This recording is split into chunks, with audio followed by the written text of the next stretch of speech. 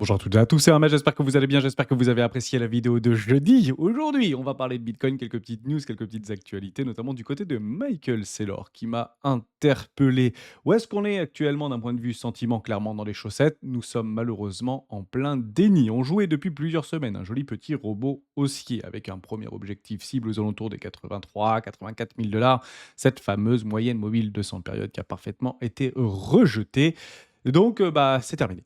Voilà, on va pas se mentir, il n'y aura pas de rebond et c'est une très belle semaine pour paniquer parce que dans le déni, ce qui vient ensuite, c'est une panique généralisée. Donc, si vous n'avez pas encore paniqué, c'est une très belle semaine pour pouvoir paniquer sur l'écosystème des crypto-monnaies.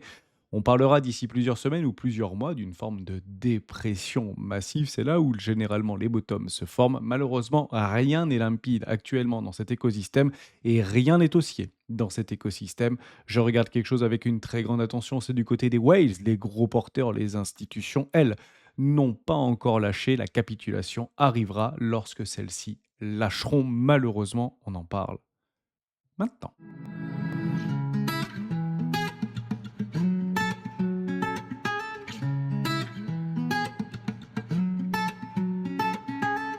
Juste avant de commencer, je vous invite toujours à rejoindre Square des rois du marché. Il y a dans la description à l'intérieur une documentation qui s'appelle la stratégie des 4 rois. N'hésitez pas à l'utiliser, vous en imprégner, vous en inspirer pour vous aussi trouver votre propre style d'investissement, que ce soit sur le court moyen, long terme, voire très long terme, marché crypto-monnaie, voire traditionnel. À vous de choisir. Je m'expérimente sur les marchés cryptoactifs. J'y suis, exposé aujourd'hui, de moins en moins avec, ce qui se passe sur les dernières actualités et on maintient donc cette super trendline. Je pense qu'on va littéralement la briser pour la simple et bonne raison que nous sommes clairement en plein déni actuellement. C'est malheureux à dire. Le consensus actuel sur les différents réseaux sociaux, je l'ai parcouru ce matin, c'est un rebond sur Bitcoin et un crash sur l'IA. Bon, bah, partez du principe que c'est très probablement le contraire exact qui va se passer, quelles que soient les prémices d'un sentiment de marché extrêmement dégradé. On le voit d'ailleurs ici au niveau de notre Fear and Greed, ici plutôt la colère et le optimiste. On passe à 8 actuellement, on peut aller encore plus bas, on l'a déjà fait, on est même passé en dessous des 5 pendant quelques journées, on l'avait déjà analysé. Je vais vous montrer quelque chose d'extrêmement intéressant et quand je me pose des questions par rapport à l'écosystème cryptographique, des bonnes nouvelles ou des moins bonnes nouvelles, je vais sur un site qui s'appelle Condex, qui est actuellement, on n'a strictement rien, je dis bien rien à se mettre sur la dent, hormis Swap qui propose maintenant le trading de Bitcoin et d'Ethereum sur sa plateforme. C'est plusieurs millions de dollars, des milliards de dollars, des dizaines de milliards, voire plus de 1000 milliards, 2000 milliards de dollars sous gestion. Cette news n'a strictement eu aucun impact par rapport à Bitcoin ou à Ethereum. Donc, malheureusement, quand des nouvelles comme ça, qui permettent à des millions d'investisseurs de pouvoir s'exposer aux crypto-monnaies et qu'il n'y a aucune réaction sur l'action de prix, partez du principe que c'est perdu, ni plus ni moins. Enfin, il n'y a absolument rien d'autre à dire. Je regarde aussi ceci. Ça, c'est extrêmement intéressant. Il nous a fait exactement le même coup du côté de Bitcoin. Finalement, il n'a rien fait. Et je vous spoil, il ne fera strictement rien. Presque aucun partenariat avec le peuple américain. Donald Trump dit réfléchir à une entrée dans l'État au capital d'entreprise IA. Il n'y a rien qui se passera. C'est du bullshit complet. Il nous a fait exactement la même chose en novembre 2024. Et finalement, on s'est clairement dégradé quelques semaines, voire quelques mois après. C'est très probablement ce qui se passera. On est dans une fenêtre de tir extrêmement raccourcie actuellement sur ces ruptures technologiques IA par rapport à une euphorie extrême. Et on est clairement dans l'euphorie du côté de l'IA actuellement. Donc je joue toujours cette fractale où l'IA se dégonflera, puis la crypto rebondira par rapport à une convergence. Je vous l'avais déjà expliqué dans un live il y a quelques jours en arrière. Je crois que c'était celui d'il y a une quinzaine ou une dizaine de jours maintenant. On a le temps chez les rois, ça se passera pas avant un, 2, voire 3 ans. On aura le temps de le réaborder, rassurez-vous. Je continue avec celle-ci également, devenue, des revenus de SpaceX multipliés par 53 d'ici 5 ans, un chiffre d'affaires proche du PIB de la France en 2040. Wall Street aligne les prévisions extravagantes sur le groupe d'Elon Musk, en partant du principe que SpaceX, au niveau de ses lanceurs, notamment la Falcon 9, ne représenteront plus que 1 du chiffre d'affaires puisque, voilà, c'est pas compliqué, SpaceX c'est une boîte IA. Tesla, c'est une boîte IA. Toutes les entreprises Elon Musk sont des boîtes IA. Ils surfent clairement là-dessus. Et les rendements ou les prévisions de rendement sont juste extravagantes. Je ne sais pas. Je peux pas vous dire malheureusement, mais en tout cas, c'est le narratif et c'est, le statu quo d'aujourd'hui. Il faut tout simplement le suivre. Je pense que l'introduction en bourse de SpaceX sera juste folle et elle va très, très bien fonctionner avant de littéralement s'effondrer, bien évidemment, notamment par rapport à la diminution des coûts inhérents à cette technologie IA, en tout cas dans nos usages. Hein. La question à se poser aujourd'hui, c'est est-ce qu'on est prêt, oui ou non, à payer plus cher pour quelque chose dont on n'aura pas besoin ou est-ce qu'on est, malheureusement plus prêt à payer aussi cher et on paiera beaucoup moins cher, notamment sur des intelligences, conversationnelles, chinoises ou autres, qui finiront de toute manière par s'imposer d'elles-mêmes. Actuellement, c'est la big data, c'est les data centers, c'est les méga data centers, notamment SpaceX a racheté sa propre boîte IA, donc pour faire une magnifique fusion, des contrats faramineux avec, Google de plus de 1 milliard de dollars par mois pour louer son, super, méga data center de puces H100 qui seront obsolètes dans moins de 3 ans. Vous avez compris, ces coûts inhérents à l'intelligence artificielle et cette course en avant finira par très mal se passer. Mais pour l'instant, c'est le narratif et bah, j'y crois pas, hein. C'est x53 bien évidemment par rapport au rendement de Tesla. Ça aussi, c'est quelque chose de très intéressant. Ça se passe jamais bien sur Bitcoin. Vous pouvez reprendre une petite fractale.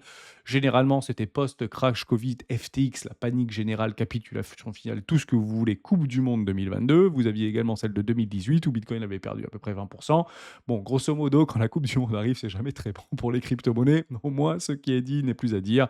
Est-ce que cette fractale se reproduira? En tout cas, tout indique qu'on pourrait franchement avoir une panique de façon assez imminente. Ça, c'est assez intriguant puisque le CEO de Celor, enfin de MicroStrategy, nous explique: «Notre stratégie d'entreprise stratégie consiste à augmenter le Bitcoin net et le Bitcoin par option au fil du temps. Les rumeurs contraires ne sont que des rumeurs.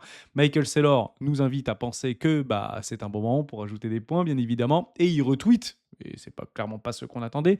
32 pour l'interrogation. Bon bah vous avez compris. Si vous voulez une panique généralisée d'ici quelques minutes, bah en fait il annonce juste qu'il a continué à vendre des bitcoins. Le vendre une fois c'est une chose. On peut imaginer tout ce qu'on veut ou partir ou être d'accord avec le fait que, bah, bitcoin, c'est du capital. Le fait d'en vendre, ça veut dire que c'est du capital, ça veut dire que ça ne vend pas zéro. Bon, tous les trucs possibles imaginables. Je vous le dis, je vous le redis, vendre une fois, c'est très bien, ça peut donner un très bon signal. Malheureusement, il y a une dégradation et des liquidations massives du côté des bitcoins, mais bon, c'est toujours pareil, le marché va de liquidité en liquidité. Par contre, s'il vend 2 fois, c'est panique générale. Voilà, et si j'ai tort, à ce moment-là, bah, bitcoin ne fera strictement rien et on pourra à ce moment-là jouer des rebonds, mais actuellement, il y a aucun rebond qui est joué. Ça fait des semaines que je vous le dis. Il faut absolument avoir au moins cette petite divergence haussière cachée pour aller récupérer, même en horaire, que nini, rien du tout, moins 20% sur la semaine. Il n'y avait rien à se mettre sur la dos et les gens semblent vouloir continuer à espérer, puisque les fundings, notamment du côté de Bitcoin, on le regardera juste après, sont toujours positifs. Je finis par pas mal de petites news très intéressantes. Actuellement, si on doit donner une note ou donner, une appréciation par rapport à la stratégie globale actuellement de Sailor, on est toujours en premium avec une, MNAV à 1,20. Alors 1,20, faites très attention, c'est pas la capitalisation boursière de Stratégie par rapport à la capitalisation boursière théorique des bitcoins détenus par Stratégie, mais bel et bien l'intégralité du concept. C'est ça qu'on est en train de jouer, donc les actions, privilégiées et la dette. C'est ça qui donne en fait une MNAV positive actuellement sur MicroStrategy, avec des rendements sur STRC qui en manquent à 12,31 actuellement. Donc quand le prix baisse, vous avez compris l'idée, bah, pour pouvoir donner un petit peu de chaland, et ben, on va augmenter le yield. Je pense pas que ce soit une mauvaise stratégie pour pouvoir s'y exposer, même si bah, il y a un tout petit peu de volatilité. On est à 93, 94. Alors je vous parle actuellement vis-à-vis de sa stratégie. Mais si on calcule d'un point de vue MNAV théorique par rapport à des flux de Bitcoin vis-à-vis de la capitulation, à ce moment-là, ça fait bien longtemps qu'on est en négatif. Ça veut dire que la capitalisation boursière de MicroStrategy est inférieure à la capitalisation boursière des bitcoins qu'il détient. Mais vous avez compris, ce qu'on joue ici, alors c'est toujours pareil, ça permet d'enjoliver un peu le truc, c'est toute la stratégie de MicroStrategy qu'on joue et je doute encore une fois qu'on invalide cette stratégie de façon assez imminente. Mais bon, c'est toujours pareil, dans une panique, on peut imaginer tout ce qu'on veut. C'est au moment où on verra Michael Saylor mourir littéralement, et enfin, en tout cas qu'on prévoira sa mort de façon imminente, que les bottoms très probablement se poseront. Je vous montre une petite fractale, je pense que ça c'est quelque chose d'extrêmement intéressant, c'est Buy Bitcoin. En fait, ce truc-là, sur le Google Trend, est juste formidable. Je me mets qu'aux États-Unis parce que c'est clairement là-bas que la fête se passe jusqu'à preuve du contraire. Je vais pas le mettre au niveau mondial pour essayer d'enlever les pays africains, indiens, asiatiques, etc. Moi, je me concentre uniquement sur les États-Unis. Et vous voyez, en fait, qu'on est très loin d'être enjoué par rapport à l'achat de Bitcoin d'un point de vue retail. Les institutionnels ne vont pas sur Google pour dire Buy Bitcoin. Vous avez compris le truc. Donc, je vous ai reproduit cette petite fractale. J'aime bien vous la présenter.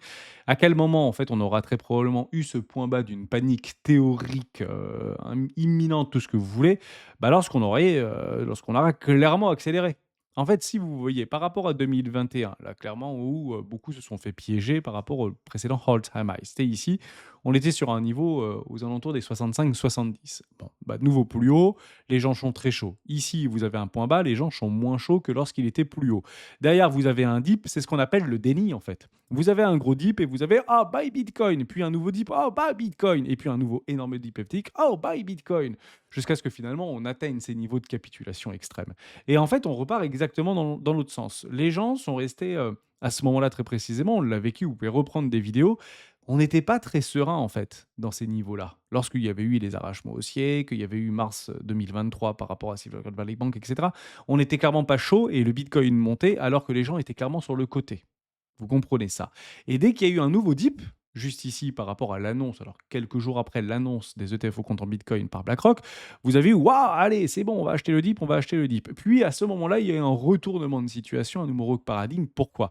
Parce que vous aviez des nouveaux plus hauts, quasiment des nouveaux plus hauts à chaque fois que le prix montait très fort. Ici, par exemple, ça se voit très bien. Nouveau plus haut par rapport au précédent, le prix explose. Nouveau plus haut de façon générationnelle, le prix explose. Ici, vous avez également un nouveau plus haut, enfin très presque un nouveau plus haut, et le prix explose. Et ensuite, boum, on commence à changer de position. Pourquoi? Puisqu'en fait, on de toute notre force, le retail essaye de choper les dips de Bitcoin. Vous le voyez très bien ici. Donc piéger, à chaque fois piéger, vous avez compris le truc, piéger, tu sors, vous avez compris un petit peu l'idée. Et là, eh ben, on va s'opposer au mouvement. Donc on s'oppose au mouvement Buy Bitcoin, qui est aux alentours des 75, 70, 75. Au niveau du dip, rebond. Ici, énorme dip, Buy Bitcoin, nouveau plus haut, 100% par rapport aux dernières années, c'est juste incroyable.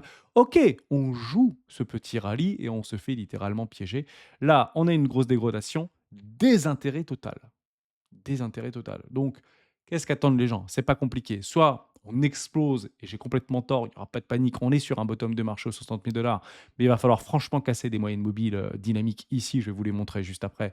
Et qu'on part sur des nouveaux all-time high par rapport au sentiment de buy Bitcoin. Soit bah, c'est pas compliqué. On attendra tout simplement que celui-ci augmente franchement lorsque Bitcoin sera franchement plus bas. Ni plus ni moins. Donc, bah, je suis complètement polarisé. Je ne fais strictement rien, j'attends. Si vous me posez la question: «Qu'est-ce que tu penses?» de façon imminente, je pense que c'est une excellente semaine pour paniquer. Ni plus ni moins. Il y aura donc 2 processus à prendre en considération. Un, stratégie, je vais rafraîchir ici avec vous, on va voir si oui ou non il a déjà tweeté. Je ne pense qu'il a toujours pas tweeté, soit dit en passant. Non, il a toujours pas tweeté. 32 points d'interrogation. 2, les ETF au compte en bitcoin. Ça, c'est quelque chose d'extrêmement important. Il y a des outflows extrêmement massifs, ça va s'accélérer. Et les gros n'ont toujours pas lâché.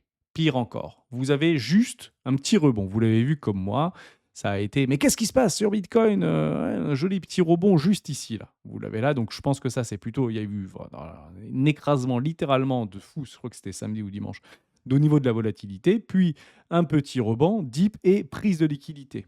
Ce truc-là, c'est une manipulation de marché de Binance, on le voit très bien, il est juste ici, vous voyez?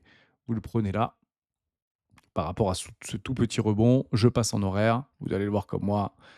Voilà. Il faut que je le modifie? Je l'avais pas modifié ce truc-là? Si, je l'avais modifié? Allez, bah donne-le-moi. Juste ici, non, il faut que je passe encore plus bas.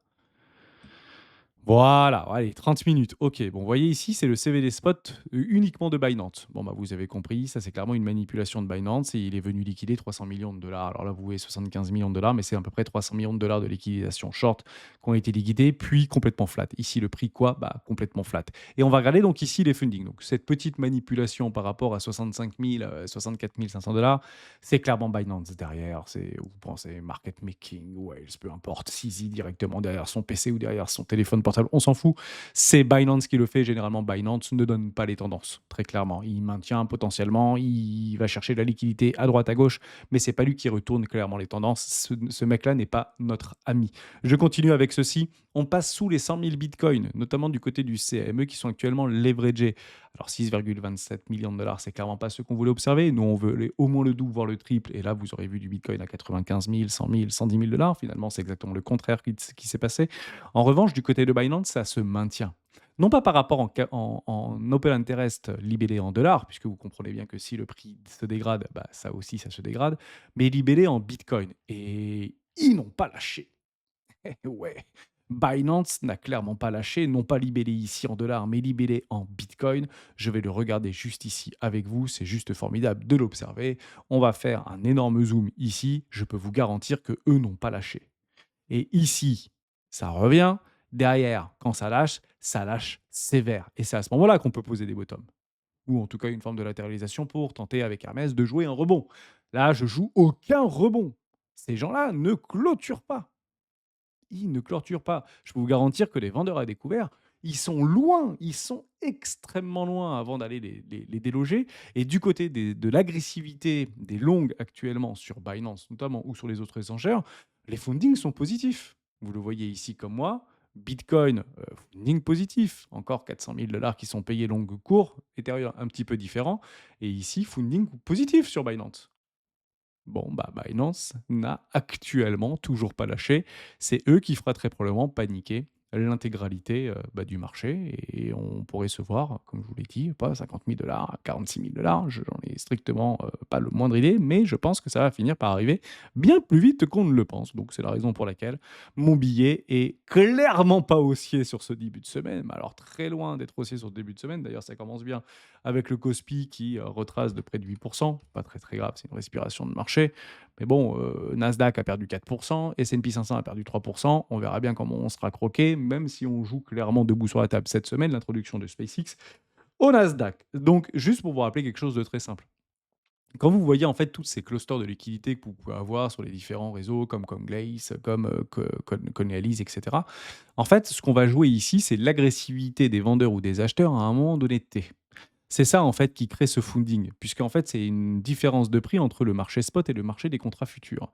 Donc, en fait, quand vous regardez du côté de Binance, qu'on le voit très bien ici au niveau des fundings positifs, hein, vous le voyez là, hein, nettement positif du côté de Binance, et au global nettement positif, en fait, c'est l'agressivité des acheteurs qu'on est en train de voir ici. Et c'est pour ça que bah, généralement, quand il y a une agressivité d'acheteurs qui se positionne dans un momentum extrêmement baissier, généralement, c'est là où on a donc des accélérations baissières parce que les gens ne veulent pas lâcher. Donc on les contraint, on les force à marcher. Je vous donne juste cette petite rhétorique par rapport à une situation qu'on est en train de voir. On revient sur ce point pivot d'aversion. Donc on l'a vu juste avant, on était sur cette super trendline. Si elle casse, c'est patatras, panique, accélération baissière. Bon courage, sauvez-vous. Enfin, ne vous mettez pas en, si vous voyez que ça commence à partir en zézette, ne vous mettez pas contre ce mouvement parce qu'on va franchement descendre d'un étage, potentiellement pour aller chercher en one shot le release price, voire le zéro risque. Et c'est ici, moi, que je me positionnerai, autant que je reprendrai mes achats personnellement sur Bitcoin. Donc, dans ma représentation émotionnelle, bah, on est très exactement ici. Si on doit faire exactement ça, bah, on est clairement dans un début de panique, hein, ni plus ni moins.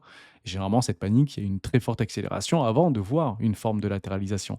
Cette latéralisation, pour moi, n'arrivera pas à 63 000 $. Je pense que c'est un euphémisme. Je qu'on est tout simplement en train de travailler des supports bah, ici à la fois dynamiques et statiques par rapport à des trendlines. Si ça pète, je peux vous dire qu'on descend d'un étage et je vois pas autre chose. Je suis complètement contre le consensus. Je ne vois pas un soupçon de rebond sur Bitcoin à l'heure où je vous parle. Zéro rebond sur Bitcoin. Et je vous le dis, il y aura pas de rebond sur Bitcoin.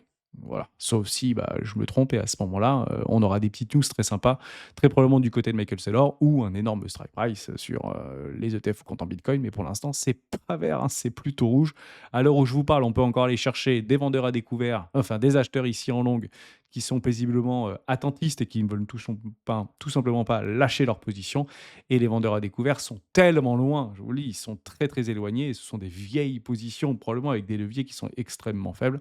Et dès qu'il y a des vendeurs à découvert qui se précipitent, ils sont immédiatement chassés. Vous avez compris que s'il y a des vendeurs à découvert agressifs sur des points d'appui ou des supports et qu'on veut tout de suite les dégager, c'est clairement pour laisser aucune chance à des personnes qui aimeraient suivre la directionnelle court terme. C'est malheureux à dire, mais malheureusement, c'est comme ça. Est-ce que j'avais noté une dernière petite chose, hormis qu'il y a des reprises de frappes en Iran, Israël, par rapport à la réponse du Liban vis-à-vis des nouvelles frappes de Israël sur le Liban à Beyrouth, c'est pas bon ce qui est en train de se passer. Il n'y a pas une bonne nouvelle en perspective, encore moins du côté des taux directeurs de la Banque centrale américaine. C'est pas du tout bon ce qu'on est en train de voir. C'est 50-75% de chance avant la fin de l'année. C'est clairement pas ce qui a été prévu. Le consensus initial pour pouvoir redonner un petit peu de légèreté à l'écosystème cryptographique et de la liquidité, c'était minimum 2 baisses de taux en 2026. Bah, actuellement, on est plutôt 2 augmentations de taux en 2026. Ça commence franchement un petit peu à se gripper dans cet écosystème.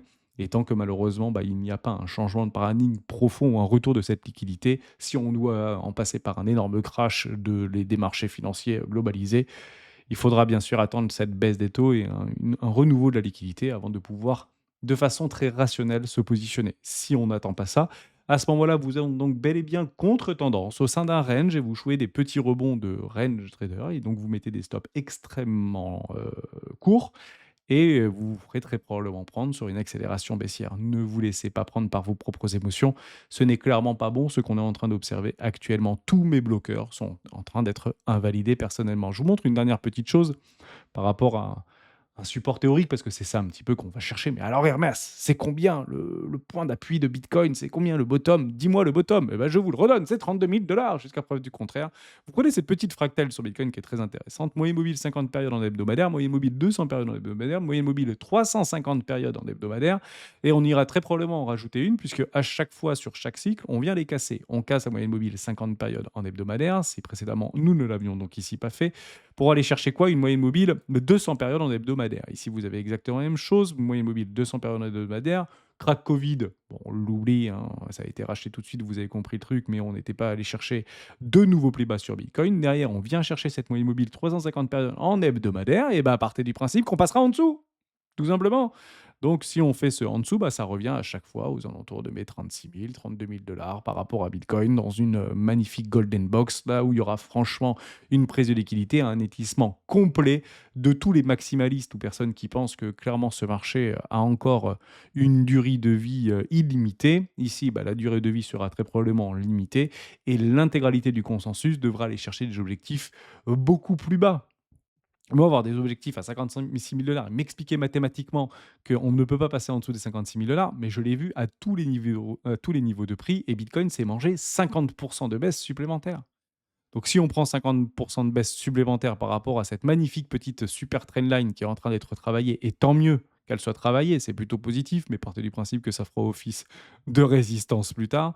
Vous me prenez un moins 50, on se retrouve à 31 000 $, 32 000.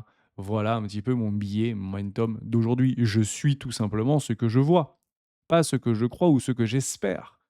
Actuellement, c'est franchement mauvais ce qu'on est en train d'observer sur l'écosystème cryptographique. Alors oui, vous avez la possibilité dont on peut se croquer de façon assez légitime, le fait que Other face à Bitcoin soit plutôt positif ici dans un joli momentum haussier. En somme, Bitcoin pèse plus vite que d'autres cryptoactifs qui sortent du top 10. C'est normal, elles se sont fait littéralement déchirer. Il n'y a plus de vendeurs. Ils ont tous capitulé sur les cryptoactifs. Regardez sur Atom. Tout le monde a capitulé sur Atom. Il n'y a plus personne sur ce type d'actifs. Donc oui, si ce machin a de l'avenir, je pense qu'on pourrait voir franchement des dingueries. Des dingueries, mais vous imaginez pas le nombre de bonnes nouvelles qu'il va falloir empiler pour voir au moins un retour au niveau des moyennes, entre les 12 et les 20, voire 25 $. Et si vraiment c'est le futur turfu, à ce moment-là, on ira chercher très probablement des zones d'extension de Fibonacci autour des 100, 180, voire bien plus encore. Pourquoi pas sur ce type de profil. Je vous redonne également une petite chose par rapport à ce billet qu'on a, que Ethereum ne peut pas aller plus bas, on arrive sur des supports. Il n'y a pas de support, ce ne sont pas des supports. Les prochains supports au niveau des Ethereum, ils sont aux alentours des 1 320 $. Voilà, les prochains supports d'Ethereum, c'est 1 320 $. Il n'y a aucun support avant ça.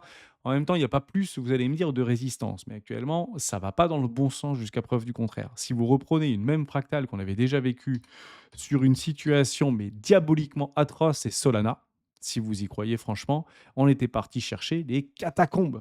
8 $. Enfin, vous imaginez même pas ce que c'est en fait, 8 ou 7 sur Solana avant de repartir aux alentours des 280 $. Je pense qu'il va falloir, et c'est malheureux à dire, mais c'est cyclique à dire au niveau sentiment, on doit repasser par ces états émotionnels avant de se trouver franchement un vrai bottom et commencer à trouver des arrachements haussiers. Si on n'a pas ça, je pense que les points bas, comme on l'avait dit, ne sont pas encore là et on achètera très probablement dans les prochaines semaines du Bitcoin moins cher que les 60 000 $. Ça n'a encore une fois pas loupé et je pense qu'on est très loin d'avoir trouvé ces fameux points bas. C'est l'avenir qui nous le dira, une forme de léthargie ou une latéralisation, une forme de complaisance qu'on devrait avoir, mais actuellement, c'est clairement pas ce que je vois. Je vois tout simplement du déni et de ce déni, bien plus rapidement qu'on ne le pense, une panique s'en suivra et les gros lâcheront. C'est là qu'on a les changements de main, c'est pas maintenant qu'on a les changements de main. Il y a aucun changement de main, il y a pas de volume sur ce marché, il y a rien sur ce marché.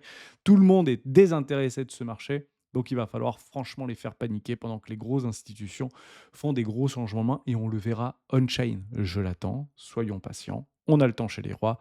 Ne vous exposez pas all-in pour pouvoir vous refaire sur des leviers beaucoup plus serrés, enfin beaucoup plus importants et des stops beaucoup plus serrés. Rien de mieux que pour cramer des comptes. Actuellement, ce qu'on voit, c'est clairement pas haussier. On se retrouve demain pour une prochaine vidéo de Bitcoin. Ciao.